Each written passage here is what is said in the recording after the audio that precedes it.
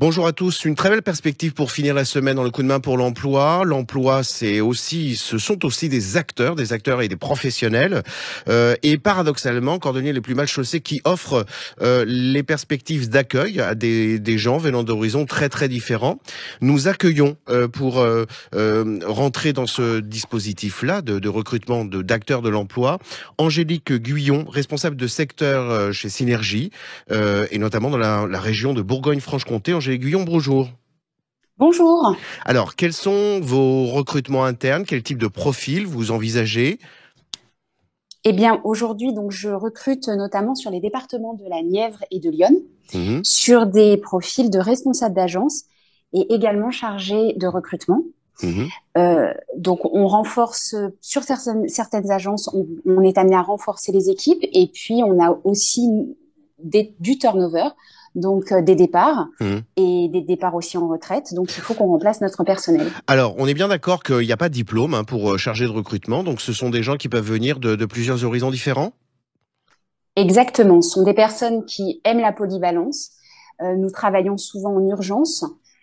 Et puis des personnes qui ont une certaine maîtrise de l'outil informatique, mais comme vous l'avez dit, en termes de formation, en fait, on a tout un programme d'intégration, et donc c'est nous qui formons nos collaborateurs.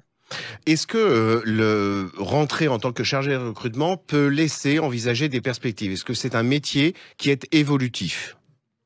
Oui, puisqu'en fait, pour chacun de nos postes, nous devons avoir un esprit commercial, puisque nos chargés de recrutement sont à un moment amenés à promouvoir aussi les compétences des candidats qu'ils ont sourcés.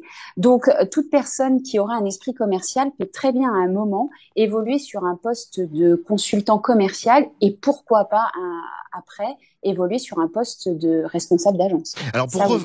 oui, pour revenir à l'origine et du recrutement, est-ce que vous acceptez de recruter des gens qui, par exemple, auraient une compétence particulière sur un secteur? Je pense, par exemple, à la logistique, l'agroalimentaire, j'en sais rien, mais n'auraient jamais fait de recrutement, mais pour le coup, sauraient évaluer les compétences techniques et autres qui seraient nécessaires à tel et tel métier sur lesquels vous avez des délégations d'intérimaires.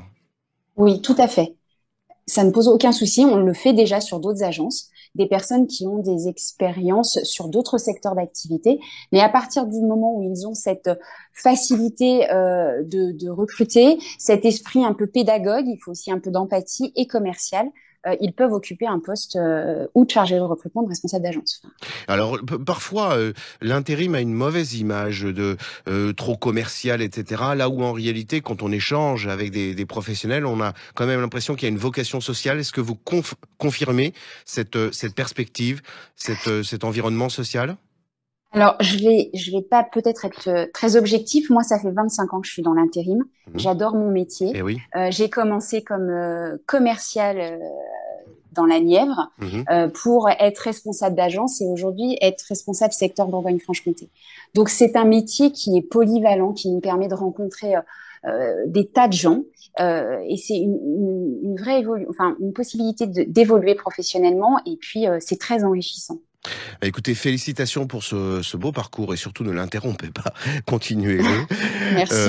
On refranchira les portes de vos agences pour cette fois-ci, peut-être s'intéresser plus en particulier au recrutement que vous avez auprès de vos entreprises partenaires. Angélique Guyon, je vous souhaite une très très bonne journée et un très bon week-end. Merci à vous aussi. Très À bonne journée, bientôt. au Au revoir. revoir.